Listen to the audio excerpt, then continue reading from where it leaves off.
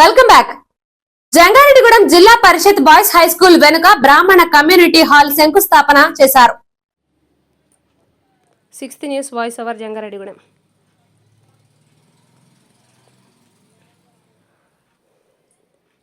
సంఘ గౌరవ అధ్యక్షులు మల్లాది సీతారామరావు ఆధ్వర్యంలో జరిగిన ఈ శంకుస్థాపన కార్యక్రమంలో స్థలదాత మండవల్లి సోమబాబు ముఖ్య అతిథిగా పాల్గొన్నారు. ఈ సందర్భంగా స్థలదాతకు సంఘ సభ్యులు కృతజ్ఞతలు తెలిపారు.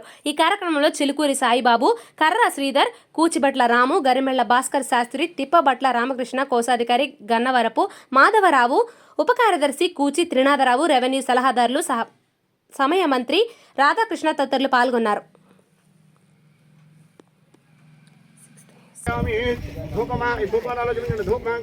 साक्षात् दीपं दर्शयामि धूपदीपानानन्तरं शुद्धात्मनीं समर्पयामि नैवेद्यं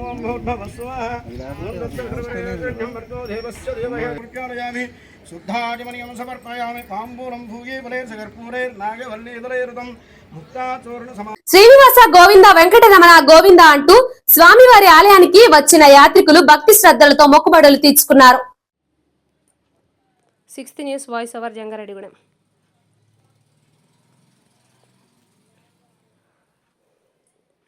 సంఘ గౌరవ అధ్యక్షులు మల్లాది సీతారామరావు ఆధ్వర్యంలో జరిగిన ఈ శంకుస్థాపన కార్యక్రమంలో స్థలదాత మండవల్లి సోమబాబు ముఖ్య అతిథిగా పాల్గొన్నారు. ఈ సందర్భంగా స్థలదాతకు సంఘ సభ్యులు కృతజ్ఞతలు తెలిపారు. ఈ కార్యక్రమంలో చిలుకూరి సాయిబాబు, కర్ర శ్రీధర్, కూచిబట్ల రాము, గరిమెళ్ల భాస్కర్ శాస్త్రి, తిప్పబట్ల రామకృష్ణ, కోశాధికారి గన్నవరపు మాధవరావు, ఉప కార్యదర్శి కూచి త్రినాథరావు, రెవెన్యూ సలహాదారులు, సమయ మంత్రి రాధాకృష్ణ తదితరులు పాల్గొన్నారు.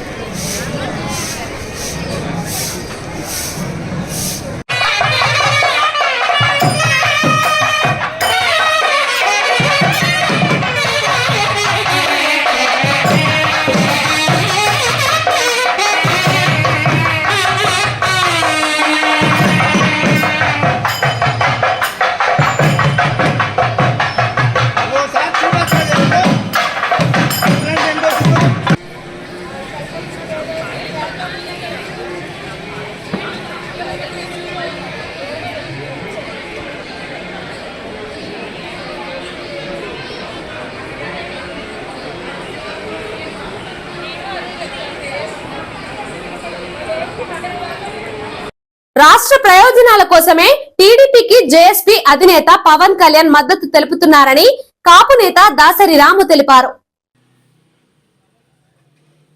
భీమడోలు మండలం సూరపగూడెం గ్రామంలో సౌత్ ఇండియా తెలగ బలిజ కాపు జేఏసీ కన్వీనర్ దాసరి రాము పర్యటించారు. కూటమికి కాపు నేతలు అండగా ఉండాలని కోరారు. ఈ సందర్భంగా ఆయన మీడియాతో మాట్లాడుతూ ఆంధ్రప్రదేశ్ రాష్ట్రం అభివృద్ధిలో వెనకబడిందని అన్నారు. ప్రజలు ఎన్నో సమస్యలు ఎదుర్కొంటున్నారని అన్నారు. ఈ పరిస్థితి మారాలంటే కూటమి పార్టీలు అధికారంలోకి రావాల్సి ఉందన్నారు. కావున ప్రజలు దీనికి సహకరించాలని కోరారు. ఈ కార్యక్రమంలో వెజ్జు కొండలరావు, సూర్యకుమారి, పంతుల లక్ష్మణరావు, గంగాధర్రావు, గంధం రాంబాబు, నేలప్రోలు శ్రీనివాసరావు, వెజ్జు రాజు, బొర్రా నాగరాజు తదితరులు పాల్గొన్నారు.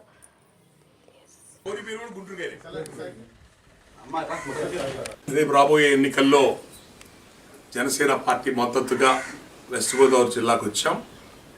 మన ఉంగుటూరు నియోజకవర్గం జనసేన పార్టీ తరఫున ధర్మరాజు గారికి ఇచ్చారు. అందరినీ కోరుతుంది ఒకటే, మనలాంటి పేద కులాల నుంచి రాష్ట్ర స్థాయి పార్టీలు పెట్టి నడపడం అంత శక్తి ఈ కాపు బీసీఎస్సీ వర్గాలకు ఎవరికి లేదు. చాలా తక్కువ మంది ఉంటారు. మనలో బలమైన నాయకత్వం ఉండేవాళ్ళు తక్కువ మంది ఉంటారు. ఆయన పవన్ కళ్యాణ్ గారు బలమైన ప్రయత్నం చేస్తూ పార్టీ పెట్టి డబ్బులు ఉన్నా లేకపోయినా, ఓడిపోయినా గెలిచినా ప్రజలకు మంచి చేసుకుంటూ తిరుగుతున్నారు. ఆయన రాష్ట్రం అభివృద్ధి గాడిలో పడాలని పవన్ కళ్యాణ్ గారు బాధ్యత తీసుకొని అందరినీ కలుపుకుని కూటమిగా తీసుకుని ముందుకెళ్తున్నారు. నిజాయితీ కలిగిన వ్యక్తుల్ని ఎంచుకోవడానికి, నిజాయితీ కలిగిన ప్రభుత్వాలను ఏర్పాటు చేసుకొని మన రాష్ట్రాన్ని అభివృద్ధి చేసుకోవడానికి. ఈరోజు మన పిల్లలు చదువుకున్న పిల్లలు హైదరాబాద్కో, బాంబేకో, బెంగళూరుకి వెళ్ళి ఉద్యోగాలు చేయాల్సిన పరిస్థితి. ఆంధ్రప్రదేశ్లో ఉద్యోగాలు లేవు, వ్యాపారాలు సరిగ్గా లేవు. ఈ రోజున వేరే రాష్ట్రాలు, ఒరిస్సా వేరే చోట నుంచి రైతు కూలీలు పనిచేయడానికి వస్తున్నారు ఇక్కడికి. మన రాష్ట్రం ఇట్లాగే ముందుకు పోతే ఇక భవిష్యత్తులో మనందరం కూడా కూలీ పనుల కోసం పక్క రాష్ట్రాలకు వెళ్ళాల్సింది, బతుకు తెరువు కోసం. విభజన జరిగిన రాష్ట్రంలో మన ఎక్కడ ఆదాయ వనరులు లేవు, ఉన్న రాజధాని కూడా పాడైపోయింది. కేంద్ర ప్రభుత్వ సహకారం లేదు, ఒక్కరోజు ప్రభుత్వాన్ని నడపలేము. ప్రభుత్వం జీతాలు ఇవ్వడానికి కూడా డబ్బులు లేవు. అందుకని బీజేపీ పార్టీని కలుపుకొని ముందుకెళ్తున్నాం. కేంద్రంలో బీజేపీ వస్తుంది అధికారంలోకి. ప్రభుత్వాలు ఏర్పడిన తర్వాత మళ్ళీ కేంద్ర సహకారం తీసుకొని మనం రాష్ట్రాన్ని మళ్ళీ గాడిలో పెట్టుకునే ప్రయత్నం జరుగుతుంది. చీటింగ్ కేసులో నిందితుడి వద్ద 50,000 లంచం తీసుకుంటూ పట్టుబడ్డ కానిస్టేబుల్ ను పోలీసులు అరెస్ట్ చేశారు. జార్జీ 9 న్యూస్ వాయిస్ ఓవర్.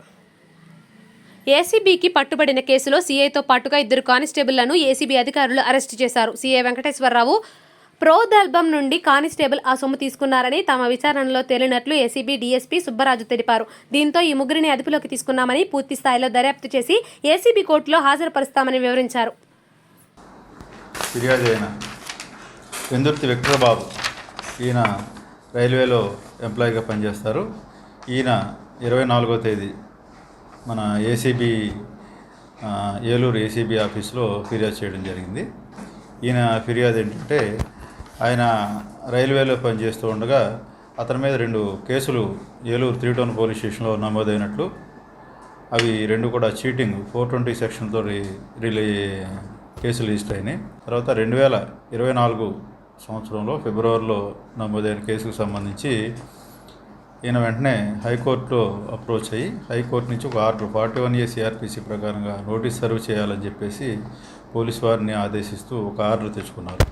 ఈయన Eluru 3 town police station SHO గారైన వెంకటేశ్వరరావు, సిఏ వెంకటేశ్వరరావు గారిని కలవడం జరిగింది మార్చి నెల 4వ వారంలో. అప్పుడు ఆయన ఇది నోటీసు సర్వ్ చేయాలంటే కనుక మీరు డబ్బులు ఇవ్వాలని చెప్పేసి, ఫస్ట్ 50,000 ఇవ్వాలని చెప్పేసి డిమాండ్ చేసినట్టు ఆయన ఏసీబీని అప్రోచ్ అవ్వడం జరిగింది. ఏసీబీని అప్రోచ్ అయిన తర్వాత మేము ప్రిలిమినరీ ఎంక్వైరీ చేసి తర్వాత దీనికి సంబంధించి కేసు నమోదు చేయడం జరిగింది. నమోదు చేసి నిన్న ట్రాప్ ఆర్గనైజ్ చేసాం. తర్వాత అతను ఆ ఇసాక్ అనే కానిస్టేబుల్ ఈ క్యాష్ని తన చేతితో తీసుకుని ప్యాంట్ జేబులు పెట్టుకోవడం జరిగింది. తర్వాత మధ్యవర్తుల సమక్షంలో ఈ కెమికల్ టెస్ట్ అనేది మేము టెస్ట్ చేసిన తర్వాత కలర్ కూడా చేతికి, అదేవిధంగా ప్యాంట్ జేబుకి సంబంధించి కూడా రావడం జరిగింది. అతను ప్యాంట్ జేబులో ఉన్న 50,000 రూపాయలు క్యాష్ కూడా మధ్యవర్తుల సమక్షంలో సీజ్ చేయడం జరిగింది. తర్వాత దీనికి సంబంధించి తదుపరి విచారిస్తూ ఫర్దర్గా పూర్తి డీటెయిల్గా ఎంక్వైరీ చేయడం జరిగింది. ఆ ఎంక్వైరీలో భాగంగా ముందుగా ఈ లంచం డబ్బులు డిమాండ్ చేసిన వ్యక్తిలో ఉన్న అక్కడ రాజేంద్ర అనే కానిస్టేబుల్ కూడా అతనికి కూడా ఆధారాలు లభించినాయి. అతనితో పాటు ఈ కేసులో ప్రధాన నిందితుడు station house officer CI Venkateswararao గారు కూడా సెక్యూర్ చేసుకుని ఆయన కూడా విచారించి ఈ కేసులో అతని మీద కూడా ఆధారాలు లభించడం జరిగింది. జంగారెడ్డిగూడెం పట్టణంలోని సుబ్బంపేట రోడ్లో వేంచేసి ఉన్న శ్రీ షిరిడి సాయినాథుని ఆలయం యొక్క 31వ వార్షికోత్సవం ఘనంగా నిర్వహించారు. Georgie news 10th voice over. వార్షికోత్సవం సందర్భంగా సాయినాథుని క్షీరాభిషేకం, విశేష అలంకరణ, పుష్పార్చన జరిపారు. అదేవిధంగా ఎడ్లవల్లి బ్రదర్స్ నామ సంకీర్తన చేశారు. అనంతరం అన్నదాన కార్యక్రమం ఏర్పాటు చేశారు. ఈ కార్యక్రమంలో ఆలయ కమిటీ సభ్యులతో పాటుగా భక్తులు పాల్గొన్నారు.